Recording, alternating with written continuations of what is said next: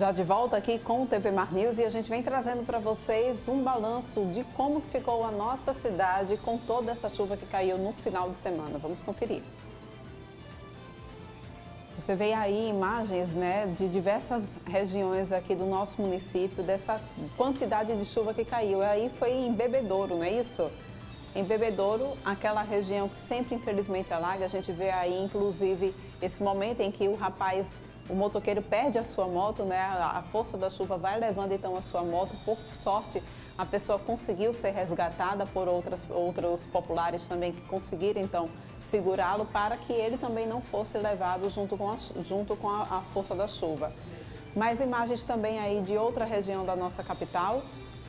Em Bebedouro também a gente tem informações que essa região também, esse alagamento também foi aqui em Bebedouro, né? Essas imagens desse final de semana, gente, por conta da quantidade de chuva que caiu aqui na nossa capital. Mais imagens também aí, essa região também, é Bebedouro ainda? Região também aí parecida, Bebedouro também essa região, né? Alagamento em toda a nossa, em vários pontos aqui da nossa capital. Vocês viram, estão conferindo aí essas imagens desse final de semana.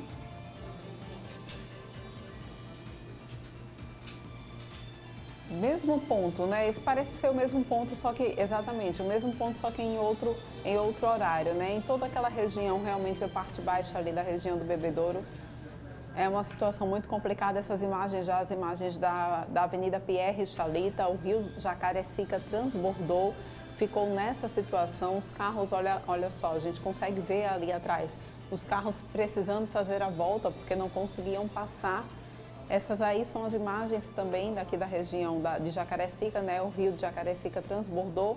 E aí as imagens da Pierre Chalita, exatamente aquele ponto que liga a Jacarecica à Avenida Pierre Chalita, ali a região também do sítio São Jorge, né?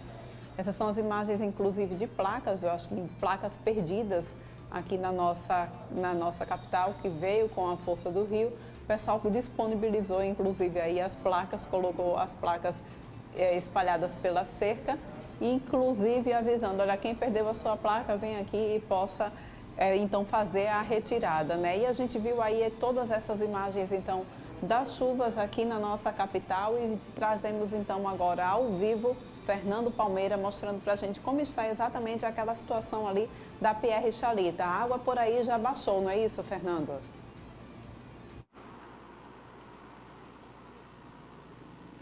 Isso aqui virou um rio intransitável. Aqui a situação esse final de semana ficou muito difícil. E as águas já baixaram, mas já para a gente mostrar uma árvore que caiu ali, olha, inclusive podaram, cortaram os galhos, mas ainda há um perigo, porque um galho mais grosso ainda está sobre o acostamento e olha só o caminhão passando bem próximo a um galho que é grosso. A árvore ainda está ali caída, o pessoal fez essa podagem, mas ainda há muito risco. A gente chama a atenção de quem transitar por aqui, como estão transitando, ter muito cuidado com esse galho de árvore que é frondosa, é um galho grosso que pode trazer algum problema de acidentes. Mas olha só o nível das águas aqui do rio Jacarecica. Olha só, ali uma quadra de esporte está praticamente encoberta. As águas já baixaram gradativamente, mas ainda muita água aqui nessa região, que é uma parte baixa, um antigo leito do rio, que quando chove o rio retoma o seu velho leito e traz essas inundações por aqui.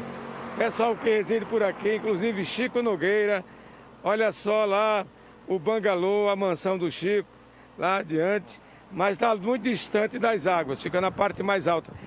Vamos enfocar aí também a construção de uma ponte que faz parte do complexo da duplicação da L101 Norte e tem apenas ali uma parte construída e do outro lado também tem um muro que vai sustentar as vigas que serão colocadas, claro, depois dessas águas baixarem para dar permissão a prosseguir a construção dessa ponte para o escoamento desses moradores dessa área aqui.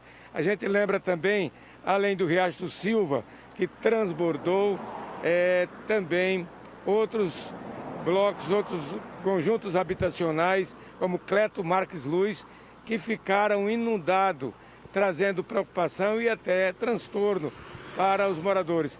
É bom ficar atento, nós saímos agora há pouco da sala de alerta da SEMAR e há o início da quadra chuvosa a partir da quinzena ainda deste mês de abril. Então há a previsão de que muitas chuvas torrenciais cairão em Maceió, no estado de Alagoas, e é bom ter muito cuidado porque tudo isso pode voltar a acontecer. Vamos mostrar de novo aqui as imagens do Chico Nogueira, enquanto a Paulana Santos volta aí ao comando nos estúdios. Com as imagens do Chico Nogueira, Fernando Palmeira, para a TV Mais News, e a gente passa a palavra para Paulane Santos. Fernando, pelas suas informações, a gente viu aí, né, o rio Jacarecica já baixou, mas ainda continua com um pouco alto toda aquela região, não a pista, mas toda essa área aí, olha, segue alagada, a gente vê que é o rio, vê a correnteza, inclusive, pede para que o pessoal não se arrisque, né, ali naquela área. Lembrando, gente, que como bem disse no vivo passado, Vinícius Pinho alertou aqui para a gente, foram 3 dias de chuva, né? Então é necessário que todos estejam atentos porque o solo já está encharcado. Então, se você de repente mora numa área de risco, por favor, se nota que precisa sair de casa, alerta então a Defesa Civil do município, mas não fique em região de área de risco, sabendo que o solo está encharcado. E que mais, a gente tem ainda previsão de chuva para os próximos dias, que deve piorar a partir de quarta-feira então, né? Então fica o alerta aí para vocês. E aí a gente falando também sobre essa questão de solo encharcado, de desabamento de barreiras, aconteceu isso lá em Fernão Velho, né? O barro invadiu toda a pista e aquela via ficou interditada durante um bom tempo. Hoje, parte do barro já foi retirada por equipes da prefeitura, mas ainda corre risco de deslizamentos de terra lá naquela região. E por conta disso, a ladeira de Fernão Velho foi interditada e os trajetos de algumas linhas de ônibus foram alterados exatamente devido a esse risco de deslizamentos de terra, né? As linhas que saem então do terminal de Rio Novo, que é a linha 57 Rio Novo Centro e a 715 Rio Novo Ponta Verde, passarão então a sair do conjunto ABC, seguindo para Rio Novo e acessando a BR-316 até o terminal da Colina, no Clima Bom. A linha 58 de Fernão Velho Centro não sofrerá então alterações na sua programação, mantendo então o tráfego pela ladeira de Fernão Velho. Essas são as informações que a gente tem então da SMTT. E a gente vai agora mudar um pouco de assunto, porque a gente vai falar sobre uma coletiva que aconteceu na sexta-feira e a gente vai dividir agora com vocês. Alexandre Lini esteve na coletiva dada por Marcelo Tadeu a respeito das investigações de um atentado que ele teria sofrido ainda em 2009. Porém, ele não morreu, mas um advogado acabou então sendo confundido e morreu então de forma enganosa, né? A gente vai então ter mais detalhes de como que se deu então todas essas investigações. O inquérito foi então fechado pela Polícia Federal e a gente segue aí pegando mais informações agora na matéria de Alexandre Lima. A citação de elementos que dão informativos, que dão nos autos, que chegam ao nome dessa autoridade, estão lá tudo por escrito. Eu não estou afirmando que Sua Excelência tem a ver com isso. Eu seria leviano dizer isso. O que eu quero é que, e eu acho que ele também quer, porque uma autoridade, sobretudo judicial, não querer que algo fique bastante esclarecido é de se estranhar. E eu tenho certeza que ele quer. Agora, às vezes percebo que não é bem assim, porque foi capaz de juntar uma certidão. Ele mesmo juntou. De que Marcelo Tadeu, numa revisão eleitoral, na zona eleitoral que englobou Piranhas e Olho d'Água do Casar, com quase 6, 7, sei lá quantos, títulos cancelados por mim. Dizer, juntar para os ministros conselheiros do CNJ, de que eu, enquanto juiz revisor eleitoral daquela jurisdição eleitoral, cancelara tão somente um único título, realmente não dá para entender qual a razão de tentar ofuscar uma situação objetiva, concreta de trabalho do Marcelo Tadeu, já que não tem nada a ver com isso. É uma pergunta que eu deixo para quem quiser responder. Não, eu entendi no processo que foi incinerado, que foi restaurado, e em cima da restauração, entendi que a chapa na época que o elegeu estaria comprometida por um vício. Eu decidi pela cassação do mandato, assumiu a segunda colocada e ainda passou uns 5, 6 meses afastado. O TRE manteve a minha decisão aqui na época e ele conseguiu reverter isso no TSE na época. Bom, mas deve ter ficado super chateado, né? Porque afinal de contas, a ideia que se tinha da política local, a ideia hegemônica, né? Até digamos, do coronelismo que imperava na região e tal, as pessoas tinham medo e tal. Enfim, eu acho que isso aí não foi algo que ficou muito bem digerido, né? Mas, disso aí, para ir para uma ação criminosa, eu não posso dizer nada. Quem tem que dizer a mim é a polícia. Quem tem que dizer a mim são as instituições responsáveis pelas investigações. Quem tem que dizer a mim, ou teria que dizer, é você, senhor Paulo Cerqueira. Vossa Excelência, Vossa Senhoria, melhor dizendo, tinha a obrigação de dar uma resposta, mas cuidou de maquiar um inquérito. E, inclusive, na 17ª vara, a grande vara, a vara fundamental, a vara que combatia todos os crimes. Só não combateu esse meu. Cuidou rapidamente de dizer que não era crime organizado. Imagina uma 17ª vara criada e jogada para a sociedade alagoana.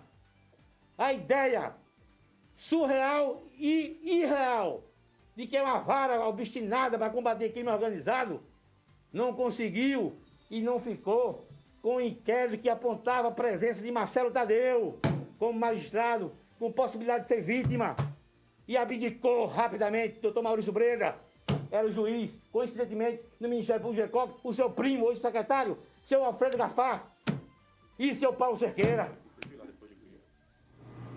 Complicada a situação, né? Foram 10 anos de luta do juiz Marcelo Tadeu para provar que ele era alvo daquele crime que aconteceu em 2009, né?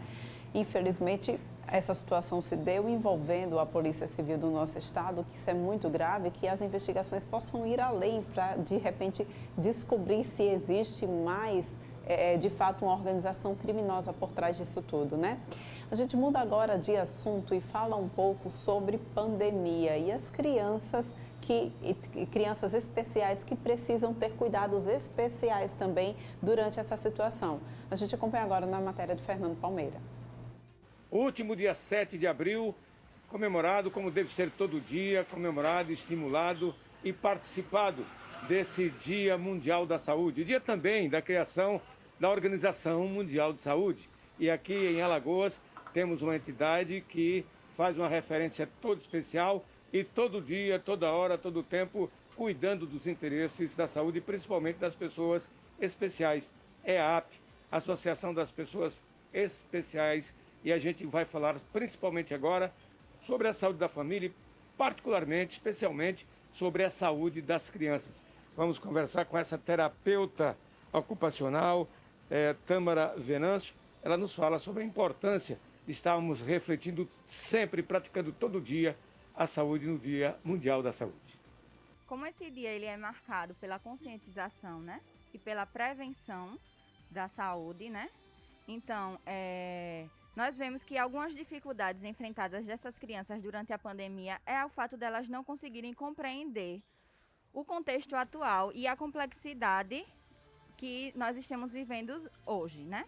Então, uma forma interessante dos pais conseguirem orientar essas crianças é através de atividades lúdicas, que seriam através de vídeos, através de brincadeiras, através do próprio exemplo dos pais no ambiente domiciliar, com o uso de máscara. Isso vai refletir diretamente no comportamento da criança. A Associação de Pais e Amigos de Pessoas Especiais dando essa atenção especial, porque afinal de contas, para algumas crianças especiais, o uso da máscara é obrigatório. Como é que essas crianças conviverem com a obrigatoriedade dessas máscaras aí? Na verdade, saiu uma lei federal, número 14009, que diz que tanto crianças autistas como crianças com deficiências intelectuais e outras deficiências com desordem do processamento sensorial, elas não são obrigadas a usar a máscara. E para isso é importante também que as pessoas elas compreendam que caso vejam alguma criança sem utilizar a máscara, que eles estão respaldados juridicamente, tendo em vista que eles apresentam desordens sensoriais, que o uso da máscara, ao invés de ser algo benéfico, pode desencadear crises e ser muito prejudicial à saúde dessas crianças. A AP já está aí há 30 anos olhando para a saúde de pessoas especiais na família e especialmente para as crianças. Como é a abordagem, quais as dificuldades enfrentadas para a orientação desses cuidados especiais com crianças especiais? A AP está totalmente preparada, de acordo com o padrão do Ministério da Saúde, né? Nós fazemos atendimentos por meio de agendamento para evitar a aglomeração aqui na instituição. Os atendimentos, eles são feitos em salas individuais. As crianças, elas passam por todo um processo de triagem antes de adentrar na instituição com o setor da enfermagem, verificando temperatura, utilizando o álcool em gel. As salas são higienizadas após cada atendimento, os brinquedos e recursos utilizados também. Conscientizar a família, as pessoas, principalmente os cuidadores dessas crianças, como é o dia a dia, para conscientizar como a família deve agir. Sim, é importante sim a conscientização, porque apesar da gente ver um discurso de que as crianças são assintomáticas, apenas 1/3 delas são assintomáticas. E além disso, elas são um vetor de transmissão. Então é importante tanto a conscientização dos pais e familiares, como também da própria criança. Minha nobre terapeuta, agora fale para a comunidade o que representa a AP para essas crianças, para a comunidade em geral, e faça aí um chamado para que todos venham também participar mais de perto e até usufruir desse trabalho importantíssimo. A AP é uma instituição sem fins lucrativos que está no mercado há mais de 30 anos, com uma grande credibilidade. Nós ofertamos um atendimento multidisciplinar completo e estamos aqui de braços abertos, né? Caso vocês precisem de alguma orientação, iremos lhe receber e lhe orientar de forma adequada. A AP é essa instituição sagrada que merece o nosso incentivo, o nosso respeito e a nossa participação. Você também é responsável por participar desse grande e importante trabalho dessa associação que cuida especialmente das pessoas, assim como você, especiais. Aqui da AP, com as imagens de Chico Nogueira, Fernando Palmeira, para a TV Mar da Organização Ardon de Melo, canal 525 NET. Claro! E a gente vai passando agora para vocês, né, a atualização do boletim aqui no nosso estado. Você confere aí também na sua telinha essa atualização. Olha só, nas últimas 24 horas foram confirmadas 1.228 novas pessoas, novos casos de coronavírus aqui no nosso estado.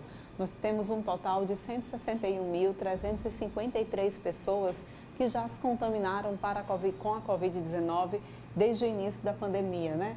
Nós temos atualmente 9.445 casos em investigação aqui no nosso estado. Desse número de 161 mil, de mais de 161 mil que nós mostramos para vocês, 153.487 pessoas já se recuperaram dessa doença. Nas últimas 24 horas, 22 pessoas morreram aqui em Alagoas por conta da Covid-19. Nós temos um total, então, de 3.802 pessoas que já morreram. Foram 3.802 vidas que foram perdidas por conta da Covid-19 no nosso estado. Na próxima imagem, a gente mostra para vocês como é que está a situação da ocupação dos leitos aqui em Alagoas. Uma preocupação sempre recorrente de toda a população e também de todos os gestores públicos. Nós temos um total de 58% de ocupação dos leitos para a Covid-19 aqui no estado de Alagoas. E a gente vai então para o número aqui que mostra a ocupação dos leitos para UTI. 87% de ocupação nós temos então de leitos para UTI no nosso estado. 48% dos leitos para quadros clínicos já estão ocupados no estado de Alagoas e 38% dos leitos para UTI intermediária também estão ocupadas aqui no nosso estado. Agora a gente mostra para vocês também como é que está a situação da vacinação. Como é que deve estar, né? Será que está caminhando da maneira correta? Olha, nós temos um total então de 462.653 pessoas que já foram vacinadas aqui no estado de Alagoas. Quem recebeu a primeira dose, nós temos então 11% da população que já recebeu a primeira dose, um total de 368.608 pessoas que já receberam essa primeira dose da vacina contra a Covid. Das doses que chegaram aqui no nosso estado para a primeira dose, 61,44% já foram aplicadas nos alagoanos. E aí a gente vai então para o número das pessoas que receberam já a segunda dose, né? Que a gente vem sempre reforçando aqui, gente. Se você já fez a sua primeira dose, é necessário você ficar guardadinho ainda, se resguarda para a segunda dose, tá bom? E aí a gente tem um total de 94.045 pessoas que receberam já a segunda dose. Isso corresponde a 2,81% da população de todo o estado de Alagoas. Das doses que chegaram aqui ao nosso estado para a aplicação da segunda dose, 15,68% já foram aplicadas nos alagoanos. Essas são as informações, então, do boletim aqui do nosso estado, que a gente faz a atualização para vocês. E aí a gente falou aqui no boletim, né, sobre esses números, foram 22 pessoas, então, que morreram aqui no nosso estado. E a gente traz uma dessas vítimas, infelizmente, que morreu nessa madrugada, foi o repórter cinematográfico e supervisor de imagens da TV Gazeta, Falcon Barros. Ele estava internado há dias em decorrência da Covid-19 em um hospital particular aqui da nossa capital. Ele tinha 40 anos de TV Gazeta e ganhou vários prêmios durante sua trajetória no jornalismo. Não haverá velório e o enterro será às 16 horas no cemitério Memorial Parque Maceió, no Benedito Bentes. Falcon deixa esposa e filhos. Essa aí é a imagem do nosso companheiro de trabalho, né, Falcon Barros, que era a alegria em pessoa. Era uma das pessoas que fazia muito gosto em encontrar nas pautas que a gente fazia cobertura aí pela nossa capital, pelo nosso estado. Como disse, ganhou vários prêmios e deixa um legado muito grande para o jornalismo também, tá? Ficam aí as imagens, a gente, é claro, se solidariza a toda a família e aos amigos de Falcon Barros. E a gente vai encerrando então o TV Mar News de hoje. A gente volta a se encontrar amanhã às 8h30 aqui no teu canal 525 da NET Claro.